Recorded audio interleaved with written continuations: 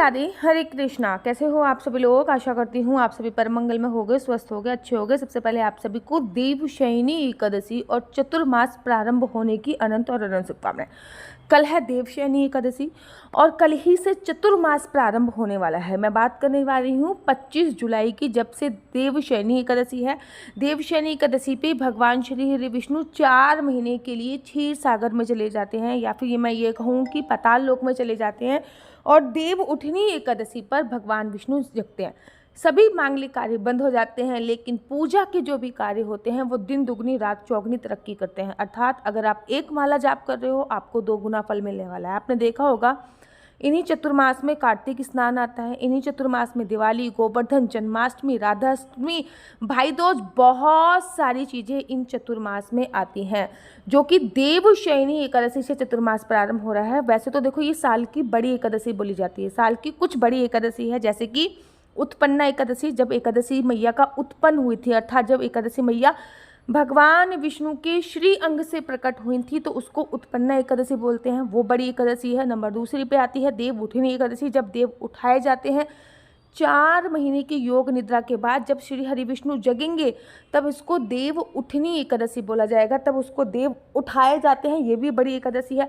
निर्जला एकादशी जो कि अभी हाल फिलहाल में गई है, ये बड़ी एकादशी की श्रेणी में आती है निर्जला एकादशी। और देवशयनी एकादशी भी ये बड़ी एकादशी की श्रेणी में माना जाता है, और ऐसा बोला जाता है। वैसे तो एकादशी की पूजा मैं आपको हर वीडियो में बताती हूँ, लेकिन कुछ एकादशी पर विशेष उपाय करे जाते हैं धन प्राप्ति के लिए, लक्ष्मी प्राप्ति के लिए। इन एकादशी पर विभिन्न प्रकार के उपाय कर कर आप अपने घर में मान सम्मान, प्रतिष्ठा, यश, वैभव, इनफैक्ट धन का आगमन भी कर सकते हो। तो देवशयनी एकादशी पर करने वाले प्रमुख उपाय जो कि आपको 25 जुलाई को करने हैं। नंबर 1, जब आप पूजा समाप्त कर लो या फिर पूजा करने से भी पहले देवशयनी एकादशी के दिन भगवान विष्णु और माँ लक्ष्मी की विधि विधान से पूजा करके पूजा के समय एक चांदी का सिक्का उनके चरणों में आपको समर्पित करना है। पूरे दिन वो चांदी का सिक्का भगवान विष्णु और माँ लक्ष्मी के चरणों में समर्पित रहेगा। उसके बाद अगले दिन मतलब 26 जुलाई को वो आपको सिक्का लेना है, पीले कपड़े में बांधकर। यहाँ पे भी आपकी तिजोरी है, धन रखने का जहाँ पे भी स्थान है वहाँ पर वो सिक्का रख दीजिए। मान्यता है ऐसा करने से घर में धन्य धान, बरकत, आर्थिक स्थिति बढ़ती है और माँ लक्ष्मी की विशेष कृपा आपको प्राप्त होती है। देवशयनी एकादशी पर किए जाने वाला दूसरा महाउपाय है तुलसी माता पर गन्ने का रस समर्पित करना। देखो ये एक भ्रम है कि एकादशी वाले दिन तुलसी को जल समर्पित नहीं होता। भैया श्रीधाम वृंदावन में सभी लोग एकादशी पर तुलसी में जल समर्पित करते हैं, ऐसा बोला जाता है। अगर आप वृंदावन नहीं जा सकते एकादशी वाले दिन ये सब प्रत्यक्ष रूप से देखने, तो आप अपने घर के पास के इस्कॉन टेम्पल में चले जाइए।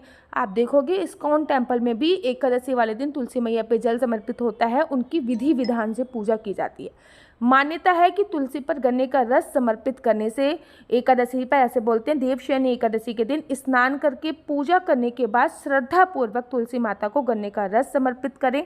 मान्यता है यह उपाय भगवान विष्णु को अत्यंत प्रिय है और आपकी आर्थिक उन्नति के मार्ग खुलते हैं। ये उपाय केवल और केवल देवशयनी एकादशी पे किया जाता है, क्योंकि भगवान श्री हरि विष्णु को तुलसी माता बहुत प्रिय है। और जब भगवान श्री हरि विष्णु 4 महीने की योग निद्रा से जागते हैं तो सबसे पहले वो माँ तुलसी को ही देखते हैं, उनके साथ उनका विवाह संपन्न होता है और उसके बाद सभी मांगलिक कार्य प्रारंभ हो जाते हैं। और यह जो उपाय है देवशयनी एकादशी पर अगर किया जाए तो आपकी श्रद्धा भक्ति के मार्ग खुलते हैं, घर में सुख समृद्धि आती है और धन की वृद्धि होती है। जो लोग मुझे पूछते हैं ना कि दीदी हम क्या करें, हमारे को फाइनेंस प्रॉब्लम बहुत है, तो आप ये वाला उपाय कर सकते हैं। देवशयनी एकादशी के दिन केसर की खीर या केसर की मिठाई समर्पित करें। अब खीर देखो चावल की तो होगी नहीं, आप मखाने की खीर बना सकते हो। मैं हर बार कहती हूँ भगवान श्री हरि विष्णु को हर एकादशी पे मखाने की खीर आपको लगानी चाहिए, हर एकादशी पे मखाने की खीर आपको लगानी चाहिए। लेकिन देवशयनी एकादशी पे भगवान विष्णु को केसर युक्त खीर या फिर हलवे का भोग या किसी भी सात्विक मिठाई का भोग लगा सकते हैं। केसर शुद्धता और समृद्धि का प्रतीक माना जाता है। मान्यता है इस उपाय को करने से जीवन में सुख, शांति, वैभव और सकारात्मकता का वास आपके घर में आता है। केसर का रंग पीला होता है। भगवान श्री विष्णु को पीतांबरधारी बोला जाता है, उनको पीला रंग बहुत प्रिय है। और केसर की खीर या केसर का हलवा देखो खीर अगर मखाने की बना रहे हो और आपका निर्जला व्रत नहीं है तो आप मखाने की खीर एकादशी वाले दिन खा सकते हो, लेकिन आपका निर्जला व्रत है तो आप मखाने की खीर अगले दिन खाइए। या फिर आप हलवा बना रहे हो तो हलवा तो भैया सूजी का बनेगा या फिर किसी भी चीज़ का बन सकता है वो आप अगले दिन खाओगे, प्रसाद स्वरूप एकादशी वाले दिन नहीं खाओगे। तो ये बहुत चमत्कारी उपाय होता है। इसी के साथ साथ एक और उपाय है, माँ लक्ष्मी के 108 नामों का जाप करना। कहते हैं देखो ये वाले जो उपाय है ना खाली देवशयनी एकादशी पे किए जाते हैं, क्योंकि चतुर्मास के अंदर अंदर अगर आपने ये उपाय देवशयनी एकादशी पे कर लिए तो आपको चतुर्मास के अंदर कोई ना कोई गुड न्यूज़ अवश्य मिलती है। देवशयनी एकादशी के दिन माँ लक्ष्मी के 108 नामों का श्रद्धा पूर्वक जाप करें। उनके बीज मंत्रों का भी आपको स्मरण करना है। धार्मिक मान्यता है माँ लक्ष्मी के 108 मंत्र का जाप से धन, संपदा, ऐश्वर्य, सुख, समृद्धि में वृद्धि होती है। परिवार की आर्थिक स्थिति धीरे धीरे सुधरने लगती है। अच्छा, जो ये आप माँ लक्ष्मी के 108 मंत्र आपको यूट्यूब पे मिल जाएंगे, अन्यथा आप गूगल पे भी सर्च कीजिएगा और उनका विधि पूर्वक जाप कीजिएगा। ये बहुत मैजिकल उपाय है। आप बोलते हैं नेक्स्ट उपाय की तरफ, मनोकामना के लिए तुलसी पर कलावा बांधा जाता है। क्या आप लोगों को पता है देवशयनी एकादशी पर आपकी कोई भी मनोकामना हो जो लंबे समय पे पूरी ना हो रही हो, बड़े लोग कहते हैं दीदी हमको बहुत लंबे समय से हमारी कोई भी मनोकामना पूरी नहीं हो रही, शादी नहीं हो रही, बच्चे नहीं हो रहे, वटएवर बहुत सारी मनोकामनाएं होती हैं। यदि कोई भी मनोकामना लंबे समय से पूरी नहीं हो रही तो देवशयनी एकादशी के दिन तुलसी माता के समक्ष अपनी इच्छा प्रकट करें और श्रद्धा पूर्वक तुलसी माता को कलावा बांधें। आपकी मनोकामना पूर्ण हो जाएगी। तब उस कलावे को खोलकर किसी अन्य नदी में या बहते हुए जल में प्रवाहित कर सकते हैं। धार्मिक मान्यता है इससे आपकी सभी मनोकामनाएं पूर्ण होती हैं और माँ लक्ष्मी का आशीर्वाद जरूर और जरूर मिलता है। आप लोगों को पता है देवशयनी एकादशी से देवउठनी एकादशी तक तिल का बड़ा विशेष महत्व होता है। चाहे काले तिल हो चाहे सफ़ेद तिल हो, बहुत इंपॉर्टेंट होता है। कहते हैं भगवान विष्णु को काले तिल या फिर सफ़ेद तिल से बने लड्डू का भोग तैयार कर और सात्विक तैयार किया जाता है और उसके बाद उनको समर्पित किया जाता है। धार्मिक मान्यताओं के अनुसार यह उपाय कर्ज संबंधित समस्याओं से राहत देता है। देखो अगर मानसिक तनाव है तो आप सफ़ेद वाले तिल के लड्डू समर्पित कीजिए। अगर आपको ऐसा लग रहा है कर्जा बहुत हो रहा है तो काले वाले तिल के लड्डू समर्पित कीजिए। जीवन में आने वाली अनेक घटनाएं, बाधाएं दूर हो जाती हैं। आप लोगों को पता है पंजीरी भगवान विष्णु को कितनी ज़्यादा प्रिय है। आप धनिया की पंजीरी में घी मिलाकर और मिश्री मिलाकर सूखे मेवे से बनी पंजीरी भगवान विष्णु को समर्पित करें। उसके बाद प्रसाद स्वरूप में परिवार और ज़रूरतमंद के लोगों को बांट सकते हैं। याद रखिए अगर आपका व्रत है तो आपको नहीं खानी, आपको अगले दिन इसका सेवन करना है। मान्यता है यह उपाय करने से घर में सुख, सौभाग्य, समृद्धि और परिवार खुशहाल बढ़ता है। देवशयनी एकादशी पर यह उपाय आपके खोए हुए भाग्य को जगा देता है जो कहीं बिछड़ गया है। देवशयनी एकादशी पे भगवान को पंचामृत का भोग अवश्य लगाएं। देखिए दूध लेना है, दही लेना है, घी लेना है, शहद लेना है, चीनी ले सकते हैं या फिर मिश्री ले सकते हैं।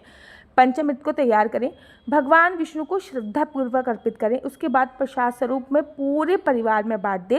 और अगर आपका निर्जला व्रत नहीं है तो ये पंचामृत आप भी पी सकते हैं। भगवान विष्णु को भोग लगाने के बाद जीवन में सुख, शांति आती है और आर्थिक समृद्धि और आशीर्वाद मिलता है। और मैं तो हमेशा कहती हूँ कि हर एकादशी पे भगवान को पंचामृत से स्नान कराएं और द्वादशी पे आपको भगवान को हमेशा दूध से स्नान कराना चाहिए। और अगर शालिग्राम जी हैं फिर तो कहना ही क्या है। शालिग्राम जी पर अगर ये उपाय करेंगे तो बहुत ही चमत्कारी उपाय इसका माना जाता है। अगला उपाय होता है कि घर पे विशेष रूप से पूजा की जाती है देवशयनी एकादशी पर। घर को अच्छी तरीके से साफ करके माँ लक्ष्मी का पवित्र घर में पूरे घर में सफाई करने के बाद माँ लक्ष्मी का वास माना जाता है और सकारात्मक ऊर्जा का संचार होता है। कपूर जलाइए, कपूर में 2 लौंग डालिए और पूरे घर में कपूर की धूनी अवश्य कीजिए। साथ ही के साथ घर के बाहर मुख्य द्वार पर स्वास्तिक बनाकर अपनी चौखट दहलीज से हल्दी पूजन जरूर और चौखट पूजन जरूर कीजिए। इससे कहते हैं माँ लक्ष्मी प्रसन्न होती हैं और माँ लक्ष्मी आपके घर पे स्थायी वास करती हैं। मखाने का भोग भी समर्पित कर सकते हैं, ऐसी मान्यता है। देवशयनी एकादशी पे भगवान विष्णु और माँ लक्ष्मी को मखाने की खीर, भुने हुए मखाने या फिर मखान से बनी कोई भी मिठाई समर्पित करने से, भोग समर्पित करने से और उसके साथ साथ नारियल और बतासे समर्पित करने से आपकी सुख समृद्धि बनी रहती है, धन की वृद्धि होती है, सभी प्रकार की मनोकामनाएं भी पूर्ण होती हैं। आप लोगों को पता है कि भगवान विष्णु को तुलसी दल कितना प्रिय होता है, लेकिन तुलसी दल आपको एकादशी वाले दिन और द्वादशी वाले दिन तोड़ना नहीं चाहिए। टूटा हुआ तुलसी पत्र भी 11 दिन तक अशुद्ध नहीं माना जाता। आप टूटा हुआ तुलसी पत्र भी भगवान विष्णु को समर्पित कर सकते हैं। इससे मान्यता ये होती है कि भगवान विष्णु शीघ्र प्रसन्न होते हैं और भगवान की सभी मनोकामनाएं पूर्ण करते हैं। देवशयनी एकादशी पर माता रानी को लाल रंग की चुन्नी चढ़ाई जाती है। देखो, शाम के समय तुलसी माता को लाल रंग की चुन्नी समर्पित करें। देवशयनी एकादशी पर गाय का दीपक जलाएं और तुलसी महारानी की आरती करें। मान्यता है कि इस उपाय से भगवान विष्णु और माँ लक्ष्मी की विशेष कृपा होती है। इससे परिवार में प्रेम बढ़ता है और सकारात्मक ऊर्जा का संचार भी आपके घर में होता है। ऐसा भी बोला जाता है कि देवशयनी एकादशी पर भगवान 4 महीने के लिए क्षीर सागर समुद्र में सोने के लिए जाते हैं। तो समुद्र आपके घर के आसपास हो तो वहाँ पर देसी घी का दीपक अवश्य जलाइए। अगर समुद्र नहीं है तो जो भी यहाँ से भी आपका पानी का सप्लाई आता है, मतलब टंकी वगैरह हो गई या फिर पानी आप स्टोर करते हो, वहाँ पे भी शाम के समय एक घी का दीपक अवश्य जलाइए। साथ ही के साथ देवशयनी एकादशी के समय तुलसी के पौधे के पास गाय का दीपक अवश्य जलाइए। इसके साथ साथ भगवान विष्णु का स्मरण कीजिए, माँ लक्ष्मी का ध्यान कीजिए। मान्यता है इससे घर में सकारात्मक ऊर्जा आती है और धन्य धान में वृद्धि होती है। पीली वस्तु का दान करना देवशयनी एकादशी पे बहुत सर्वोत्तम होता है, लेकिन बनी हुई पीली वस्तु नहीं, जैसे कि हल्दी का दान करना, पीले वस्त्र का दान करना, चने की दाल का दान करना, केले का दान करना, केसर का दान करना। पीली वस्तुएं अत्यंत शुभ मानी जाती है। पहले भगवान विष्णु को समर्पित कीजिए, फिर आप वो दान कीजिए। इससे जीवन में बाधाएं दूर होती हैं, पुण्य की प्राप्ति होती है और ये वाला ना उपाय बहुत ही ज़्यादा मैजिकल काम करता है। साथ ही के साथ एक और भी चमत्कारी उपाय है, वो होता है देवशयनी एकादशी पर विष्णु चालीसा और केले के वृक्ष की पूजा। मैं हमेशा कहती हूँ भैया, हर एकादशी पर ना यूट्यूब पे विष्णु सहस्रनाम चला लीजिए या फिर विष्णु चालीसा चला लीजिए। इधर उधर आप जो भी काम कर रहे हो, यदा कदा आपके कानों में एक शब्द भी चला गया तो पुण्य की बढ़ोतरी होती है। तो ये कार्य आप अवश्य कीजिए। देवशयनी एकादशी पर विष्णु चालीसा का पाठ कीजिए या फिर श्रवण भी कर सकते हो। और इस दिन चाहे कोई भी दिन हो, केले के पेड़ की पूजा अवश्य कीजिए। इस दिन भगवान विष्णु की पूजा करने के बाद श्रद्धा पूर्वक विष्णु चालीसा का पाठ करें, साथ ही केले के वृक्ष पर जल चढ़ाएं। मान्यता है इस उपाय के करने से विवाह में आ रही बाधाएं दूर होती हैं, दाम्पत्य जीवन सुखमय होता है और सभी प्रकार की मनोकामनाएं पूर्ण होती हैं। देवशयनी एकादशी से ही चतुर्मास प्रारंभ होता है। चतुर्मास अर्थात 4 महीने आप लोगों के प्रारंभ हो जाते हैं, जिसमें आप जितनी ज़्यादा पूजा अर्चना वंदना कर सकते हो आप उतनी ज़्यादा पूजा अर्चना वंदना कीजिएगा। एक माला का जप आपको दुगना मिलने वाला है। और यो भी आपको नियम लेने हैं वो आप देवशयनी एकादशी से नियम लीजिए। जो भी आपके मन में है कि मुझे ये करना है देवशयनी एकादशी पे, चतुर्मास में पृथ्वी शयन करना है, मैं चाय छोड़ रही हूँ, मैं चप्पल छोड़ रही हूँ, मैं मीठा छोड़ रही हूँ, मैं चावल छोड़ रही हूँ, मैं दाल छोड़ रही हूँ, व्हाटएवर, जो भी आपको कोई एक नियम लेना है। वैसे तो देखो चतुर्मास में 4 नियम लेने की बहुत बड़ी मान्यता है, उसके ऊपर तो मैं कभी और वीडियो बना दूंगी क्योंकि वीडियो बहुत लंबी हो जाएगी। लेकिन कोई भी नियम आप देवशयनी एकादशी पे जब आप संकल्प ले रहे हो ना, तब चतुर्मास का कोई एक नियम आपको अवश्य लेना चाहिए। देवशयनी एकादशी 25 तारीख को है और तभी से चतुर्मास प्रारंभ होगा और देव उठनी एकादशी के बाद चतुर्मास आपका विश्राम हो जाएगा। ये 4 महीने ना स्नान करने का भी बड़ा विशेष महत्व है, क्योंकि भगवान विष्णु क्षीर सागर में वास करते हैं। इन 4 महीने स्नान करने की बहुत बड़ी महिमा है। मेरा नंबर आपको नीचे स्क्रीन पर दिख रहा होगा। मेरा नंबर है 4 बार 9 20 25 65। आई रिपीट अगेन 4 बार 9 20 25 65। आपका बच्चा जॉब करेगा या बिजनेस करेगा? बिजनेस करेगा तो किस फील्ड में बिजनेस करेगा? जॉब करेगा तो किस सेक्टर में जॉब करेगा? क्या है आपके बच्चे का लकी नंबर? क्या है आपके बच्चे का लकी कलर? क्या कुंडली में राजयोग है या नहीं? कुंडली में संतान प्राप्ति का योग है या नहीं? कुंडली के अनुसार आपकी कुंडली में राजयोग है या नहीं? आपकी शादी कब होगी, संतान प्राप्ति कब होगी, ये सभी जानकारी आप में से कुंडली के माध्यम से प्राप्त कर सकते हैं। याद रखिए, कुंडली देखना बिल्कुल भी फ्री नहीं है। कुंडली देखने के थोड़े से चार्जेस हैं। और इस नंबर पे मुझसे किसी भी प्रकार से कोई भी क्वेश्चन आंसर पूछने के लिए फ़ोन मत कीजिएगा, क्योंकि ये नंबर केवल और केवल मैंने कुंडली दिखाने के लिए दिया हुआ है। राधे राधे, हरे कृष्णा। तो यहाँ पे हम आप लोगों के लिए लेके आए हैं असली तुलसी माला। विभिन्न प्रकार की हमारे पास असली तुलसी माला है। 30 रुपये से प्रारंभ होकर हमारे पास 1100 रुपये तक की तुलसी माला है। जप माला है, गले में पहनने वाली तुलसी माला है, 1 राउंड की तुलसी माला है, 2 राउंड की तुलसी माला है, 10 साल तक चलने वाली तुलसी माला है, और डबल राउंड की तुलसी माला है, 3 राउंड की तुलसी माला है, गांठ वाली जपने वाली माला है, बिना गांठ की जपने वाली माला है, राधा नाम के लॉकेट वाली माला है और लैब सर्टिफिकेट द्वारा प्रमाणित तुलसी माला है, जिसमें हम आपको लैब का सर्टिफिकेट देंगे कि ये असली है या नकली है। बहुत सारी तुलसी मालाएं हम आपके लिए लेके आए हैं।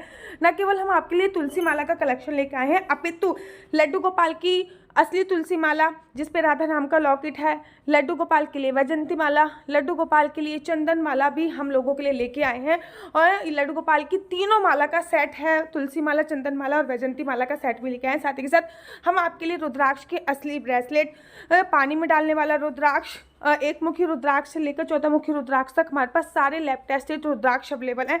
आप हमसे ओरिजिनल रुद्राक्ष मंगा सकते हैं। ना केवल हमारे पास रुद्राक्ष अवेलेबल है, अपितु हमारे पास कानों में पहनने वाले राधा नाम के असली तुलसी के इयरिंग्स भी उपलब्ध हैं, जो कि अलग अलग डिजाइन, अलग अलग तरीके से आप लोगों को प्राप्त हो जाएंगे। ये राधा नाम के असली तुलसी के कानों के इयरिंग्स हैं और इसमें बहुत सारी वैरायटी हमारे पास उपलब्ध है।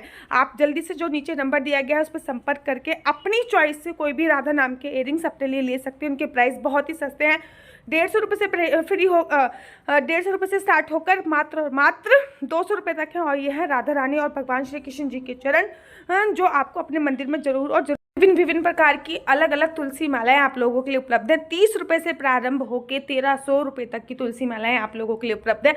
हम आप लोगों के लिए लेके आए हैं श्रीधाम वृंदावन की रज, 8 प्रकार की रज इसमें उपलब्ध है। न केवल एक सेवा कुंज की, निधि कुंज की, ललिता कुंड की, राधा कुंड की, कृष्ण कुंड की, निधि वन की, यमुना जी की, 8 जगह की ब्रज रज इसमें आपको उपलब्ध हो जाएगी। ऑर्डर जल्दी से जल्दी नीचे दिए गए नंबर पर करिए, हमारे पास लिमिटेड स्टॉक है। राधे राधे। आपको मेरी वीडियो अच्छी लगती है तो आप अपने YouTube चैनल हरि बोल को लाइक, शेयर, सब्सक्राइब करना बिल्कुल भी मत भूलिए। तब तक के लिए मुझे दीजिए इजाज़त। राधे राधे, हरे कृष्णा, हरि बोल। आप सभी को देवशयनी एकादशी की अनंत और अनंत शुभकामनाएं। राधे राधे, हरे कृष्णा, हरि बोल।